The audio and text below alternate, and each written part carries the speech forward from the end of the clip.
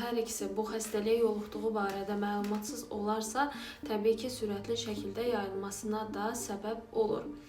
Deməli, bu infeksiya yoluxandan sonra əsasən cinsi yolla yoluxur. Cinsi əlaqədən sonra 2-7 gün ərzində bu infeksiya sakit şəkildə bədəndə qala bilər, amma əksərən tez bir zamanda özünü göstərir və ən çox qadınlarda da, kişilərdə də göstərməsinə baxmayaraq həkimə daha çox müraciət edənlər kişilərdir. Çünki kişilərdə bu cinsi orqandan gələn irinli bir damcı şəklində özünü göstərir və bu həmçinin də sidik çıxma zamanı ağrılı olur bu nahiyə və digər tərəfdən qaşıntı da olur. Qadınlarda isə kişilərdən fərqli olaraq bu zaman o qədər də məsələn nəzərə çarpan qaşıntı olmur. Hətta simptom göstərmədən də davam edən, sadəcə axıntı ilə irəliləyən forması da ola bilər və buna görə də qadınlar bunu çox vaxt ciddiyə almadığına görə həkimə də getmirlər və nəticə etibarilə xəstəliyin sürətli